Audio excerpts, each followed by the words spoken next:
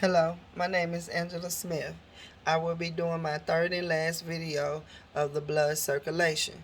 And this part of the third step of blood circulation is the coronary circulation. And I have a few highlighted parts of trying to give you a visual of how the blood will be flowing and dealing with the coronary circulation into the heart. And as I stated on the last two videos, the first video, we went through the pulmonary circulation, which is the blood flowing through the heart. You started the pulmonary circulation.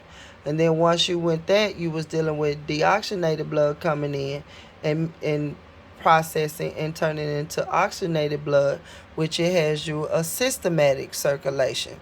And in the process of the systematic circulation, you have oxygenated blood turning into deoxygenated blood that goes out and started all back over again into the atrium.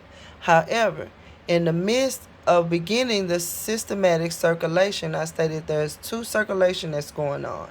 You have your systematic and then you have your coronary circulation. And then as your coronary circulation starts, that's when your ascending, which is here, your ascending aorta, it branches off onto your origin of your right and left coronary arteries, which over here you have your right and your left coronary arteries, which is below the auricle of the heart on the outsides. And then as it get those two, the right coronary artery branches off onto your posterior intervicular artery, which is here, your posterior intervicular artery. Because now you're dealing with most of your arteries carrying your oxygenated and deoxygenated blood. Because right now it's carrying only oxygenated blood, your posterior intervicular artery.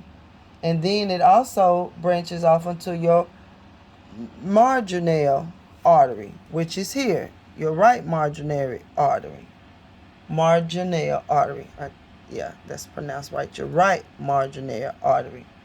And then your left coronary artery, which is here, your left coronary artery branches off into two arteries, which is your anterior intervicular artery, which is here.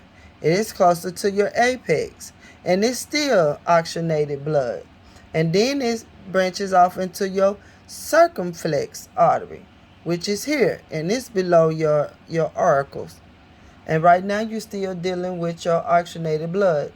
And as your right and left coronary artery branches off into four arteries, it goes into your left and your large, medium, and small arteries of the heart, which we're not able to see. I don't have a visual of it. And you can imagine how they are covering the heart of getting the circulation.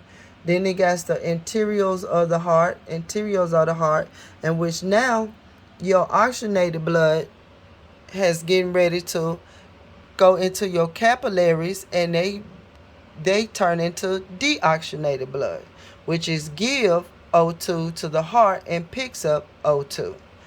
Now it's deoxygenated. And then you have the venules of your heart.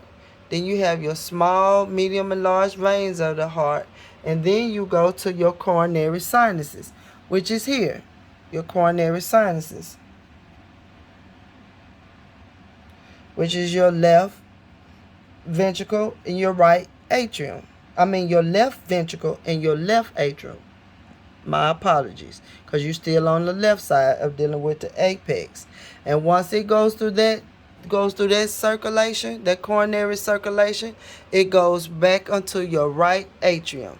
And that's when all your deoxygenated blood goes to your right atrium. Your right atrium, which is here.